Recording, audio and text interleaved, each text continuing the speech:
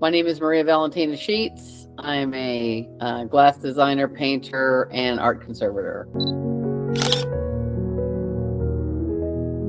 I lived in a Russian Orthodox church with my great uncle, my grandmother, and my great aunt. That church was built for, it was in San Francisco, and it was built for retired widows of foreign wars. And my grandmother was a nurse, and she would take care of the elder lady's health issues. And as a child, I grew up with the whole process of watching my grandmother nurse these foreign widows of the war that lived across the street in a place called the House of Mercy.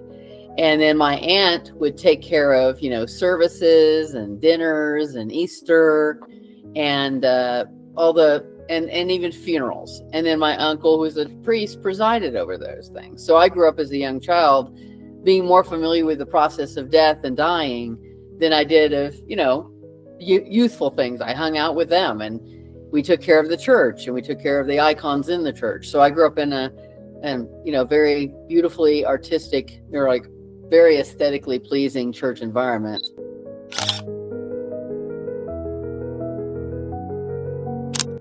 Images sort of from the internet. People don't always know what they want, and they look online, and a lot of the times it's now AI images, which AI does not understand a lot of. It steals from other artists, and so it's best to kind of research original designs from other artists who have researched before you.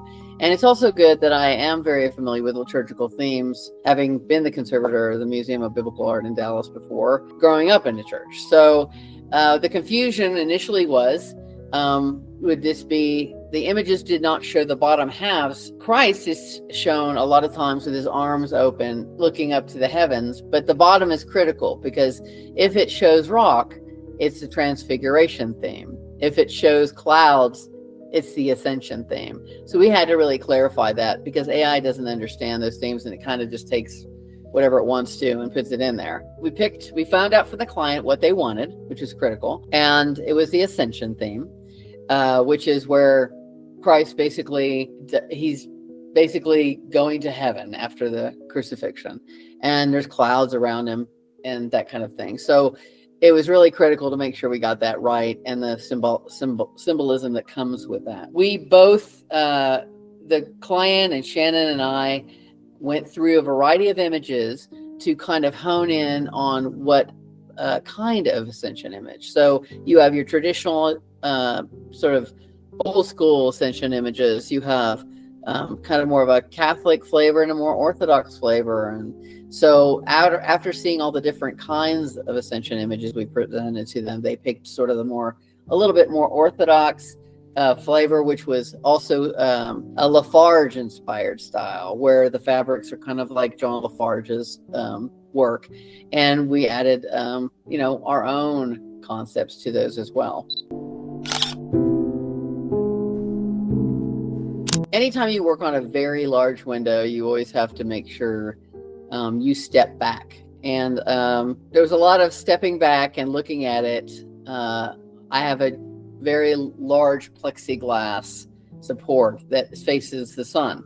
So I'm able to kind of tape that up there, any of the faces or the arms, and see how things are looking. And that's a big tool that I use to kind of make sure I've got it right. A lot of photography, and also we used a lot of different painting techniques. So on this one, we used organic sponges to create the texture of the stone. I used a vinegar spray technique to create the beautiful textures and patterns you see in the halo. And also copying from symbols like the Roman gilded mosaics that was used in the background. Give originality and yet a nod to a lot of the traditional things that are used in Ascension. Ascension's a very traditional theme. So you kind of want to, follow a lot of the traditions other artists have used. But we felt like the combination was very unique. I'm trying to think of anything structural. That would be more of a Kathy question, but I would say the combination of all those different facets that are used in traditional technique or traditional windows of the Ascension were employed. I think once it was built, it was when you visualize somebody going into a mausoleum, they're in a very specific state of mind, of honoring the life of a loved one. And they need to be both comforted and not overwhelmed. And I think what I really loved about it is anyone looking at this there's a lot of contemplative form going on in this piece that doesn't overwhelm a person, but also gives them a story about the clouds at the bottom, for example, are darker than the clouds at the top as he is ascending. And there's a lot of hope involved. So in the theme, and I feel like we did a very successful job honoring that traditional theme with a lot of beauty. And the glass was gorgeous. And we picked, very vivid, I should say, saturated kind of colors, yet not so overwhelming that it won't work in a space like that. So that's what I'm very excited about, and hoping that it comforts people, and it, at the same time lets them be contemplative in their own minds about what is happening and honoring their loved ones. Watching my grandmother and great uncle and aunt do this every day, I was not protected from all of the facts of life. And a great deal of that is dealing with death. And so I find those projects to be, any church project or mausoleum project, I find to be honoring my family too, and the things they did in their history. I always think about them when I'm creating something like this and how they would feel about what I'm doing today. I'm okay with it. I feel like it's something that prepares me in life, and I hope it helps other people accept the things they're going through as well. The success of this is all the way from Shannon doing the initial contact, talking to the client, communicating well with all their needs and what they want, and then also being able to communicate those things to me after I'm done with my part in it.